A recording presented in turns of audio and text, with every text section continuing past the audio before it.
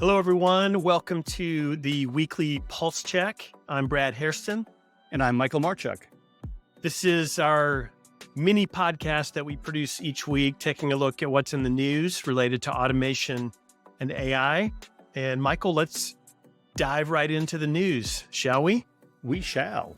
The first piece we're going to look at is actually from the White House. We should have like the presidential music, Yes. playing in the background. So from the White House, United States, potential labor market impacts of artificial intelligence and empirical analysis. So this is a very official readout or report that comes from the CEA, which is the Council of Economic Advisors. By the way, I looked that up. That's 3 people. So don't be too impressed. Each one gets a letter in the acronym then. That's right. These are, as you would expect, they're academics, professors, and the like that get together and they advise our president on economic policy. So exactly what you think. Well, they got together and they did a study on the potential impacts on the labor market of AI. So what did you think about the kind of the high level points that came out of this report? Well, one of the things they brought up was that they thought there are a subset of job titles or roles that they consider to be highly AI exposed. And these occupations, they labeled them as, quote, potentially AI vulnerable. So I thought that was interesting because that leads more toward that fear kind of thing. Well, if it's vulnerable, what are we going to do about it? How are we going to manage through this? So I think that's a challenge in terms of some of the wording. But as you dig deeper into it, they also concede that these occupations are already showing some signs of a decreasing demand, such as lower growth and fewer of the workers incoming, taking these positions. So in my mind, it's like saying, hey, that's that buggy whip discussion again. We're having fewer and fewer buggy whip things as cars are becoming more popular. What are we going to do? The reality is that there will always be need for buggy whips because there will always be some segment of the population that will have that sort of need.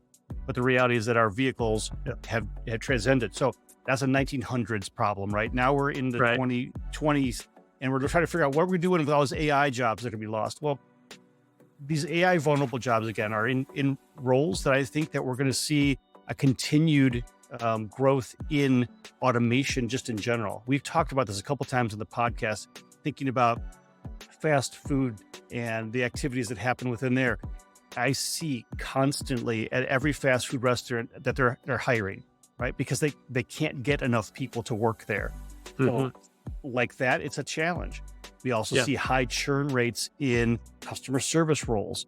So again, you can get people to work there, but they don't work there long. So that churn costs the organization's money, and those could also be considered potentially AI vulnerable. So the roles that they're talking about and the concepts, nothing new that, our listeners certainly will have heard these kind of reasoning before. But I think bringing it up and giving it potentially misleading or dangerous labels, like these are vulnerable positions we need to consider, it could lead others to think a little more on the fearful side rather than the reality that these are already declining roles. What did you think about the percentage that they estimated is in this vulnerable segment? They said I thought roughly it was pretty low, 10%. 10%. Really low. 10% does seem really low. Yeah. But then again, if you zoomed into the various occupations, that 10%, it is low, but it covers a whole lot of different industries and activities within those industries. So this is a subset, and what it doesn't necessarily go to the next side is where you're getting all offsetting growth in other activities or other roles that are just being created now because of the change of AI. So again, they continue to focus on, older workers have a hard time upskilling. These other roles are going away. So, and depending on how you look at it, it can be a very fearful thing, or something like this is natural progression based on technology. And as we've seen, and certainly as our listeners know, the Mhm. progression of technology is not getting slower. I mean, we're continuing to ramp this Right. baby up. So I foresee that we're going to have this continual change where the economy will have a subset that's always going to be vulnerable to whatever the next technology advancements Yeah. are. But there's also going to be a whole bunch of stuff that's opening up that just never existed before because of it. Yeah. I mean, I think it's great that they find little evidence that AI is going to negatively impact the labor market. Overall, I just think they're underestimating the percentage of the market that will be impacted. And you think about it, these are economists, right? They're not technologists, they're not ergonomists, they're not advisory firms. They're not really thinking about jobs and how technology is impacting so many different aspects of what is done, especially now with generative AI in the mix. So, but I think it's great that it's a pretty optimistic. Hey, don't worry, it's not going to impact that many people. But I feel like they probably were off a bit there. Yeah, the whole impact piece is the key. Is literally, I think you're going to have 95% of the employment be impacted in some way with AI. I believe their impact is sort of more a negative or detrimental impact rather than just a generalized impact. Yeah, very true. Well, our second article is from TechCrunch, and it's titled, "What is Apple Intelligence? When is it coming? And who will get it?" Now, Michael, you and I talked about this a few weeks ago because Apple, I think it was in the month of June, did a big presentation on Apple Intelligence and what it's going to mean to Apple device users. Pretty impressive stuff. I know we talked about various pieces of it. But what does this article tell us that is new information?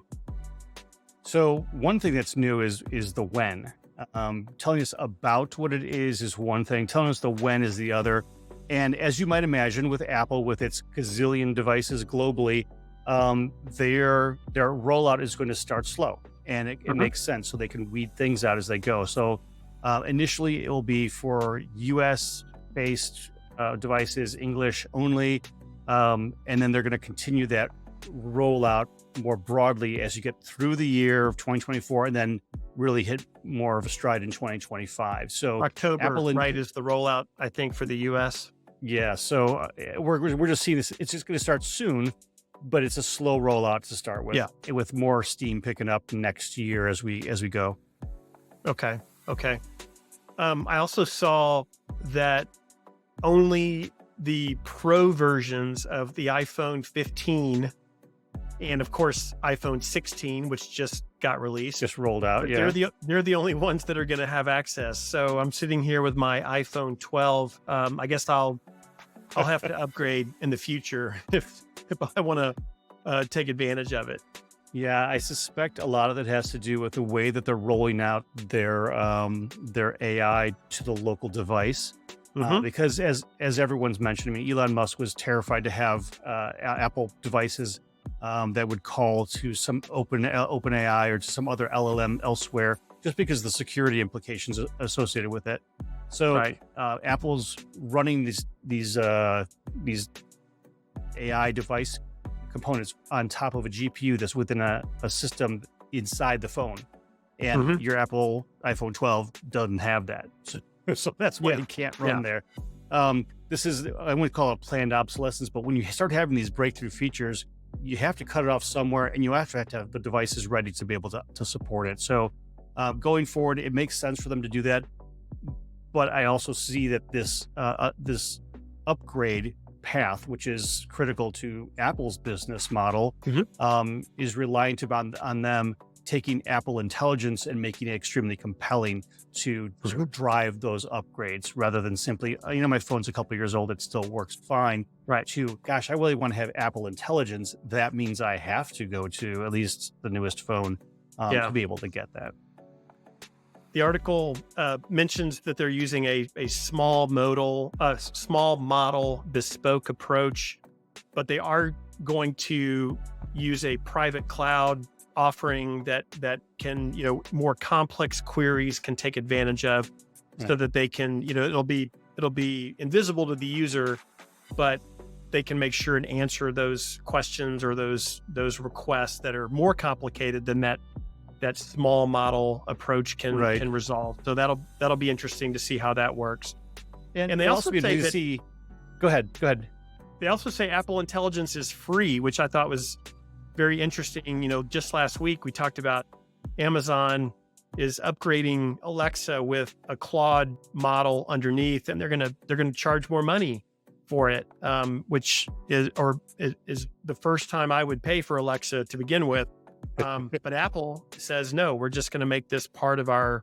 If you have an Apple phone, the right version, then you get this for free.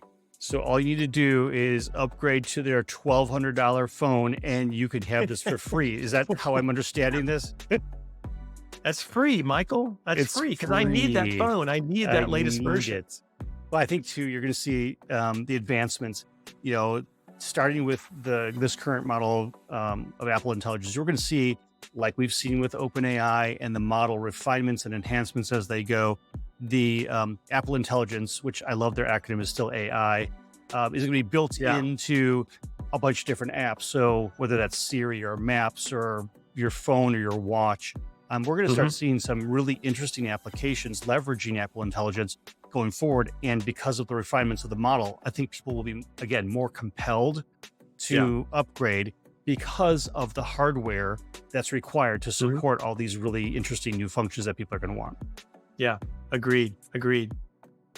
Well, our final article for today comes from the MIT Technology Review, and this is my favorite of the day. It's I agree. titled, "To be more useful, robots need to become lazier." So this delves into the field of study known as lazy robotics. And it's from a academic over in the Netherlands. He believes that teaching robots to effectively be lazier with their data could pave the way for machines to be better at the way they interact and also more efficient. So they're using less energy. So what did you think about this?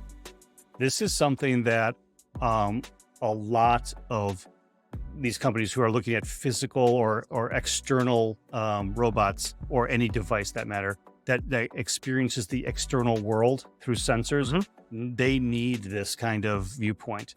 Because as every automatic car company, and the article goes through this, Waymo and any other self-driving car, even your Teslas who have all these sensors and cameras, they have to evaluate everything in the world that passes by them. And if our brains had to do that, we probably wouldn't get out of the driveway, right? Because of the amount of data that's nearby. I don't need to be thinking about the length of my grass as I pull down the driveway and the value of the color of that green or not green that it might be as I'm backing out. So those are things that my brain naturally discards, right? But things that are important, like things that are in my path of travel or things that can affect my path of travel, that's important to me. So I tend to focus on those things. I think that's where this comes from, is that robots who have these sensors need to learn how to discard or to ignore non-critical information and not try to absorb everything around them, when in fact those other pieces are extraneous to what they're doing or what could impact their mission, if you will. Yeah, absolutely. Last week we talked about the energy sector in the Pulse Check. We talked about energy companies now prioritizing AI and how they're facing a spike demand just from changes in the world, but also from the surge in AI, how AI requires so much more power. So lazy robotics would seem to fit in really nicely with that in terms of mitigating or determining what can we do to make these machines consume or require less energy and thus conserve it, because at some point we're going to have a crisis where we just can't provide the energy that all these this proliferation of devices and AI solutions require. Hopefully we don't get to that point, but it's said that a ChatGPT query takes 10 times the energy to be answered than a Google query. I don't know if that still holds up, but that's at least what I keep hearing. So there is an energy, or there is an AI, surge in energy request or need for energy. So let's see if lazy robotics can help us wade out of that. Pretty interesting field.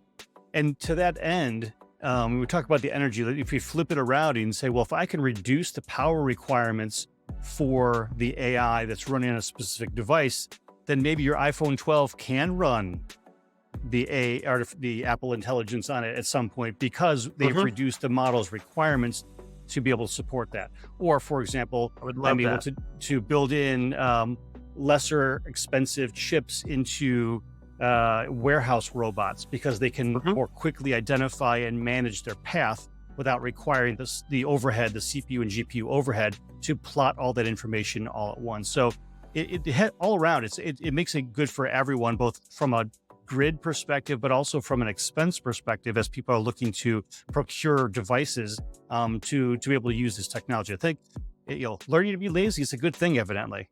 Yes, it is. Yes, it is. Let's make sure our wives hear that. Okay, well, that's all the time we have for the Pulse Check today. Thanks for joining us. Remember to listen to our other podcasts that we publish each week and featuring an amazing guest. We've had some really good ones recently, so you need to be sure and check those out. But thanks for being here, and we will talk to you next week in our next Pulse Check. Bye for now.